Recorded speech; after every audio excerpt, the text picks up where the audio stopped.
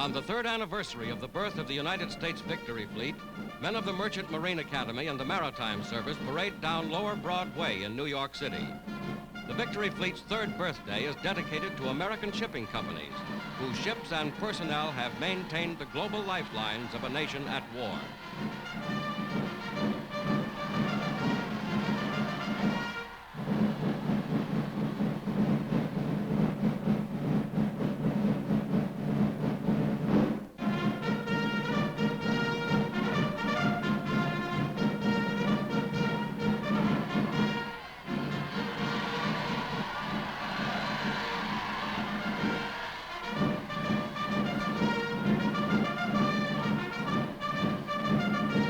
On the reviewing stand are the Commandant of the Eastern Seaboard, the Commandant of the United States Coast Guard, and Vice Admiral Emory Land, War Shipping Administrator.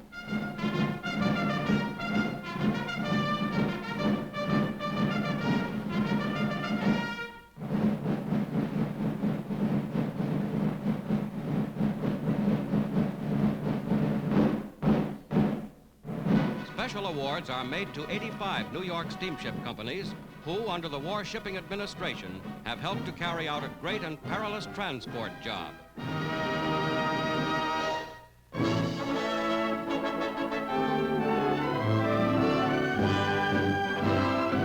At Dumbarton Oaks, Washington, a Chinese delegation replaces Soviet Russia in conversations on post-war security. Dr. Wellington Koo, China's chairman, with Finance Minister Young and Secretary of State Cordell Hull. Britain's Halifax, Cadogan, and America's Stettinius. Dr. Koo expresses the spirit of the conferences. The establishment of an effective international peace organization is the united hope and aspiration of all the freedom-loving peoples who have been making such heroic sacrifices in life, blood, and toil. We owe it to them, as well as to humanity at large, to subordinate all other considerations to the achievement of our common object. Following 6 weeks of meetings by representatives of Britain, Russia, and the United States, the entrance of China's delegation brings the discussions into a second phase, laying a foundation for future talks among all the United Nations on organizing for security in a world at peace.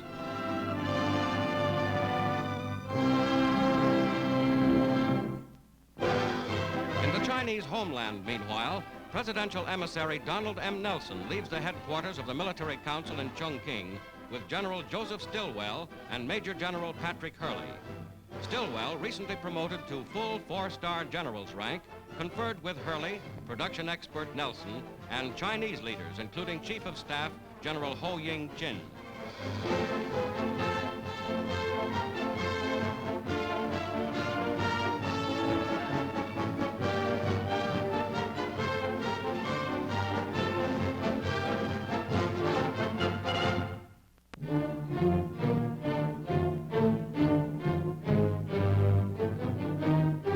On New Guinea, Allied forces move ahead. General MacArthur's infantry, knee-deep in the mud of the New Guinea jungle, move inland with their native guides toward Aitape, where 50,000 Japanese have been isolated.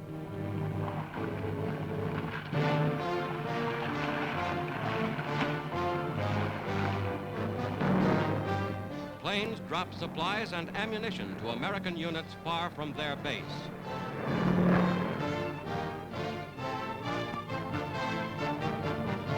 With a surprise amphibious attack on Zanzibar, on the western end of Dutch New Guinea, American 6th Army troops outflank the last enemy position there.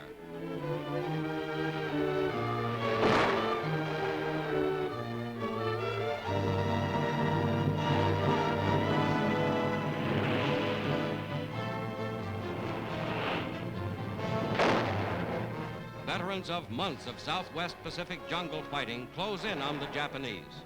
A relentless offensive against the final enemy garrisons on New Guinea.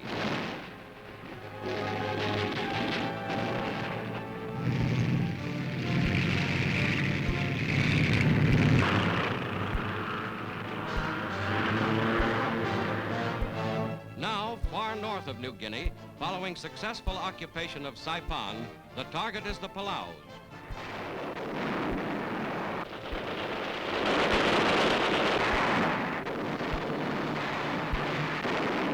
Climaxing an 11-day air-sea hammering, a large United States Navy amphibious force like those which won the Gilberts, the Marshalls, and the Marianas smashes at Palaleo Island, east of the Philippines.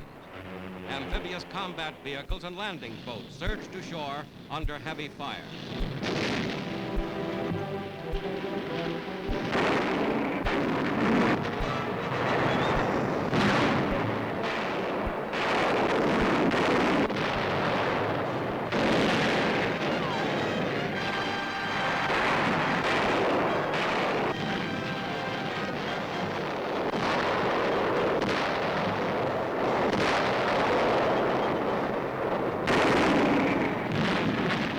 Landing ships discharge more mechanized equipment.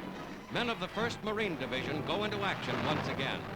The small rocky island of Palaleo, site of the finest airfield in the Palaos, is defended by 8,000 Japanese.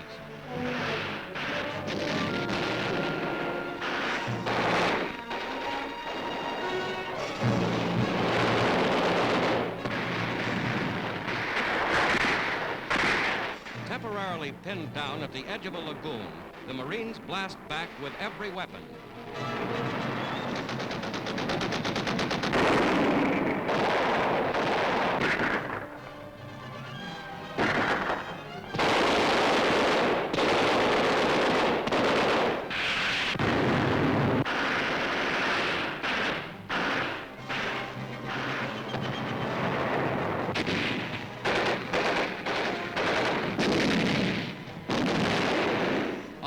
And on after the enemy. This invasion is part of a double blow at the last important bases guarding the Philippines.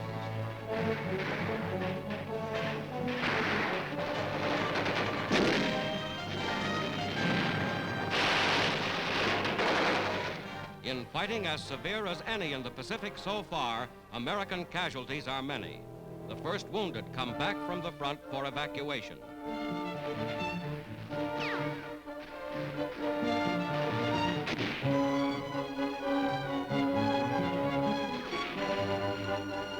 Under air protection, Marines take this valuable airstrip.